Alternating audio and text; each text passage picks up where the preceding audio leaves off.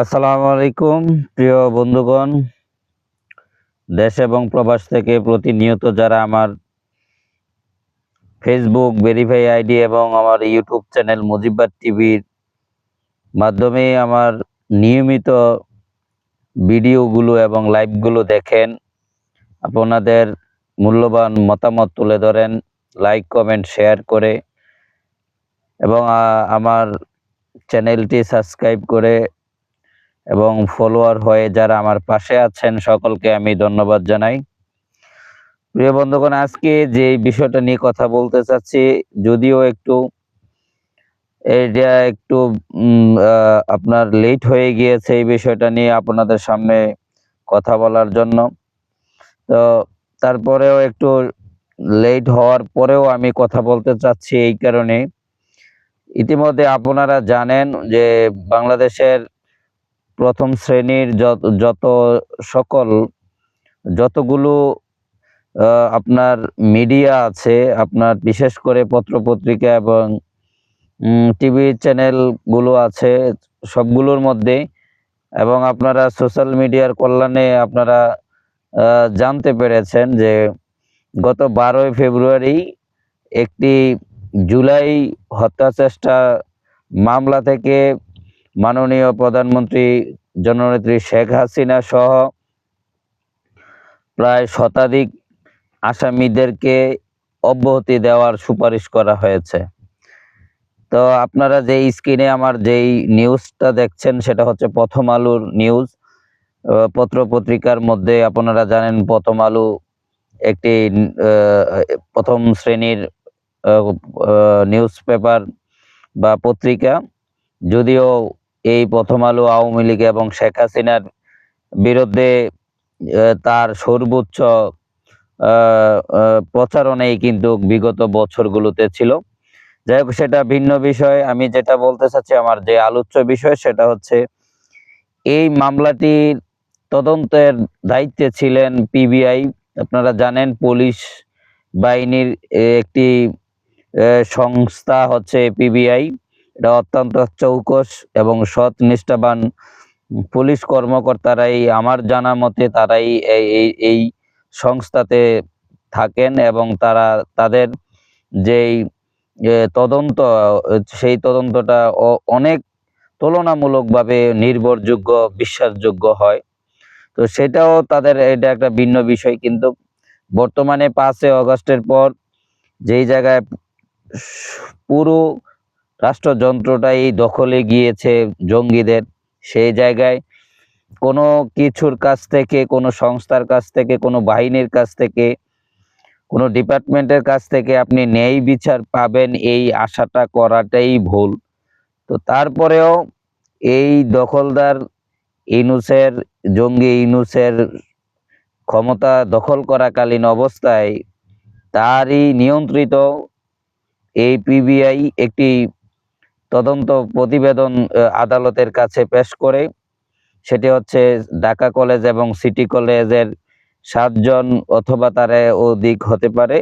ছাত্রদেরকে হত্যা করার অথবা হত্যা চেষ্টা করার বিষয়ে যেই একটি মামলা করা হয়েছিল, সেই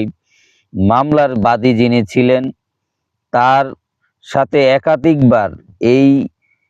মামলাটির যে বাদী, তথাকথিত সাজানো যে বাদী ছিল, সেই বাদীকে পিবিআই একাধিকবার তলব করার পরেও তার কাছ থেকে কোনো সাড়া শব্দ পায় নাই। যারা সাক্ষী ছিল তাদের কাছে যোগাযোগ করার পরেও তাদের কাছ থেকে নেওয়া যায় নাই। পরবর্তীতে অনেক সময় পর, একটা সময় পরেই এই বাদী তাদের সাথে, পিবিআইয়ের সাথে দেখা করে সে তেমন কোনো উল্লেখযোগ্য তথ্য প্রমাণাদি দিতে পারে নাই। পরবর্তীতে মামলার স্বার্থে, মামলাকে এগিয়ে নেওয়ার জন্য, মামলার রিপোর্ট জমা দেওয়ার জন্য, প্রতিবেদন আদালতের কাছে জমা দেওয়ার জন্য যখন পিবিআই দায়িত্বপ্রাপ্ত অফিসার, যখন তার তদন্ত কর্মকর্তা, যখন তাদেরকে বারংবার তাগিদ দেওয়া হয়, সময় দেওয়া হয়, তারা অনেক সময় লেট করার পরেও, অপেক্ষা করার পরেও বাদী অথবা সাক্ষী যারা, তারা কেউ মামলার কোনো তথ্য দিয়ে সহযোগিতা করে নাই, এবং অনেক সময় দেওয়ার পরেও পিবিআই যখন বুঝতে পেরেছে যে এই মামলাটি অহেতুক, ওই মামলাটি মিথ্যা বানোয়ার ষড়যন্ত্রমূলক, তখনই কিন্তু এই পিবিআই এই যে মামলার তদন্ত কর্মকর্তা তিনি কিন্তু আদালতের কাছে কিন্তু আপনার সুপারিশ করে যে এই মামলার প্রধান আসামি মাননীয় প্রধানমন্ত্রী শেখ হাসিনা সহ এই শতাধিকের উপরে যেই আসামি করা হয়েছে আওয়ামী লীগের নেতৃবৃন্দদেরকে, ছাত্রলীগের নেতৃবৃন্দদেরকে, নেতাকর্মীদেরকে, তাদেরকে এই মামলা থেকে অব্যাহতি দেওয়ার জন্য। এখন আমার যে আজকে আলোচনার যে হেডলাইন এবং যে আমার যেই মূল বিষয়টা কথার ইচ্ছা, সেটা হচ্ছে, এবং কি যেটা আমাদের মতামত আপনারা ধরতে পারেন, প্রিয় দর্শকদের উদ্দেশ্য করে বলতে চাই, আমরা কিন্তু 5 আগস্টের পর থেকেই বলা শুরু করেছি, এবং আমাদের মাননীয় নেত্রী কিন্তু 5 আগস্টের আগেও কিন্তু বলা শুরু বলেছে যে একটি নিরপেক্ষ কমিশনের মাধ্যমে, নিরপেক্ষ একটি তদন্ত কমিশন গঠন করে প্রয়োজনে দেশের বাহিরের কোনো টিম যেন এসে এটাকে তদন্ত করে, সেই আহ্বান কিন্তু করেছিল। তো এই জুলাই আগস্টের যেই চক্রান্ত হত্যাযজ্ঞ, সেই হত্যাযজ্ঞের সাথে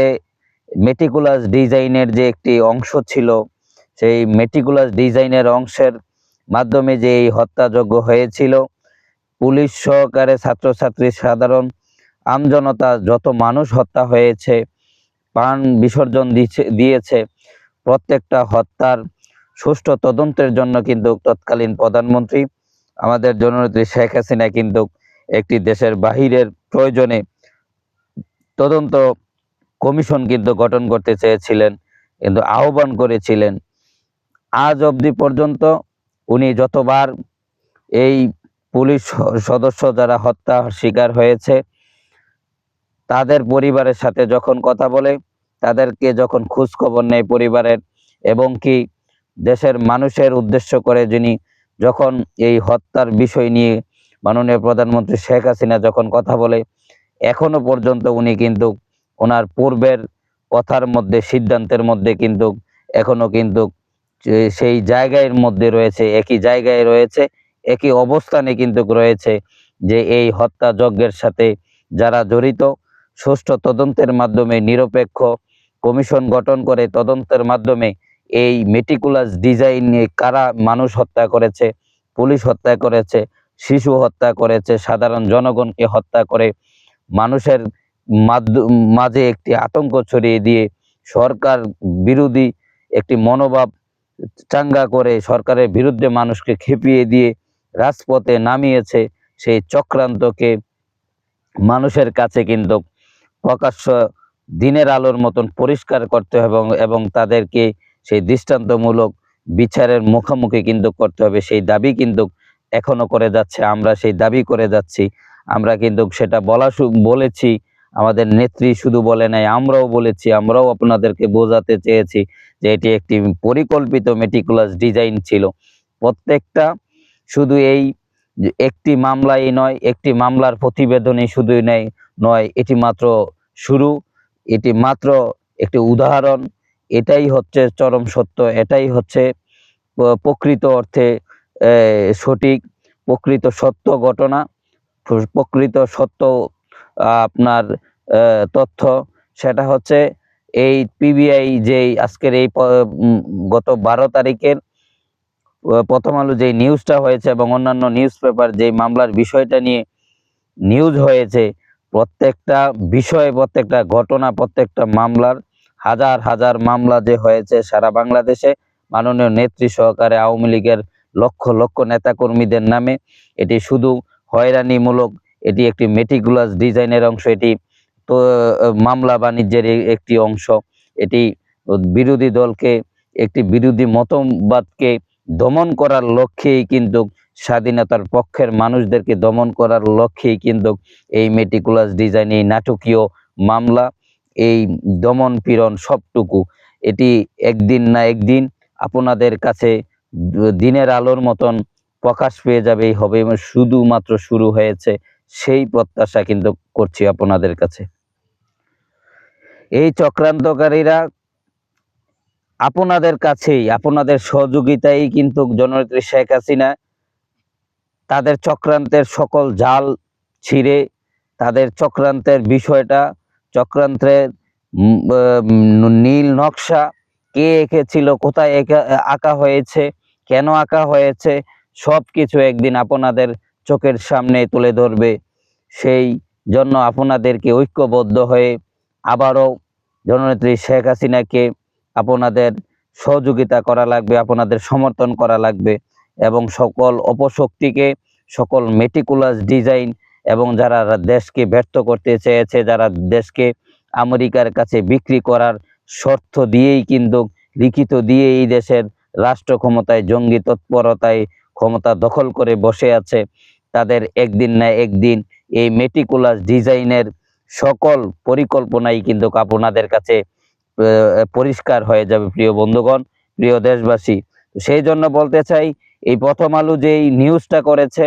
এই বারবার আমি সেটাই আপনাদের কাছে বলতে চাই যে একটি মামলা যেই তদন্ত প্রতিবেদন আদালতের কাছে পেশ করা হয়েছে সেটাও আমরা প্রত্যাশা করি না, কিন্তু তারপরেও আল্লাহ চাহেতু, আল্লাহ যাকে সহায়, যার সহায় হয় হয় এই আমেরিকা অথবা ইনুসরা জঙ্গিরা তাকে হয়তো টেনে হিচড়ে নিচে নামাতে পারে না, যাকে আল্লাহ উপরে উঠাতে চায়। সেই জন্য বলতে চাই, মহান সৃষ্টিকর্তার অশেষ কৃপায় যেহেতু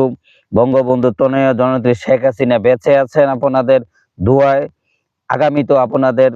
সেই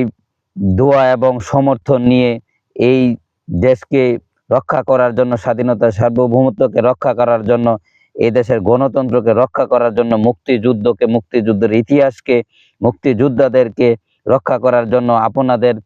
ভাগ্যের পরিবর্তন ঘটানোর জন্য সকল অপশক্তির জাল